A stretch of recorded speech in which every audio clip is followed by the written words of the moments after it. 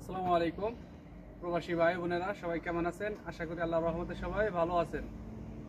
আসলে যারা ঈদের পরে উমরায় যেতে চান তাদের জন্য একবারের টিকিট সস্তা, সে বিষয় নিয়ে আজকে আলোচনা করবো। আমাদের এক বড় ভাই উমরা করতে গিয়েছিল, ওনার কত টাকা খরচ হয়েছে সে বিষয় নিয়ে আজকে আপনাদের মাঝে আলোচনা করব। তাহলে আমাদের বড় ভাইয়ের মুখ দিকে শুনেন। আসসালামু আলাইকুম ভাইজান। ওয়ালাইকুম আসসালাম। আসসালামু আলাইকুম। ওয়ালাইকুম সালাম আহমদুল্লাহ বরকাতুহু। কি অবস্থা ভাই, কেমন আছেন? এই তো আছি আলহামদুলিল্লাহ, শুকরিয়া।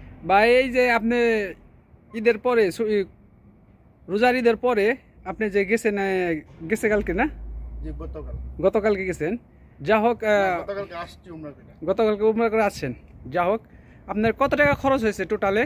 আমার সর্বমোট মনে করেন যে 300 রিয়ালের মতো গেছে সব। মানে গাড়ি ভাড়া এভরিথিং, মানে খাওয়ার, হোটেল বুকিং, এভরিথিং, হোটেল, খাবার, গাড়ি ভাড়া একদম সম্পূর্ণ কিছু নিয়া আমার 300 রিয়াল গেছে। আচ্ছা, আপনার 300 টাকা যে গেল কিভাবে? আপনার হোটেল ভাড়া কত নিয়েছে? গাড়ি ভাড়া, হোটেল ভাড়া?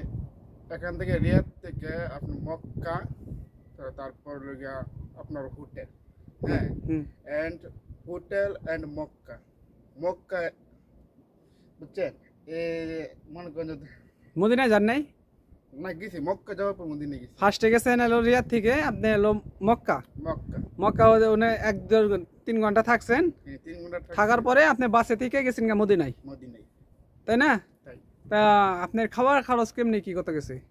ওইখানে খাবার খরচ মনে করেন যে প্রায় আপনার 100 এর মতো লাগবে আর কি। 100 টাকা? 100 টাকা তো আপনার কমই গেছে।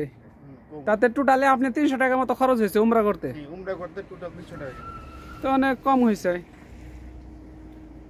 ওকে গাইস, সবাই ভালো থাকবেন। আশা করি সবাই বুঝতে পারছেন। এখন উমরা করতে টাকা বেশি লাগে না, রিয়াদ থেকে মাত্র 300 টাকা খরচ হবে, খাওয়া খরচ এভরিথিং টোটাল সহ নিয়ে। যারা উমরা যেতে চান ইনশাল্লাহ আপনারা যেতে পারেন।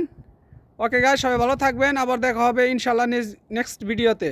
ধন্যবাদ সবাইকে অসংখ্য ভিডিওতে সময় দেওয়ার জন্য।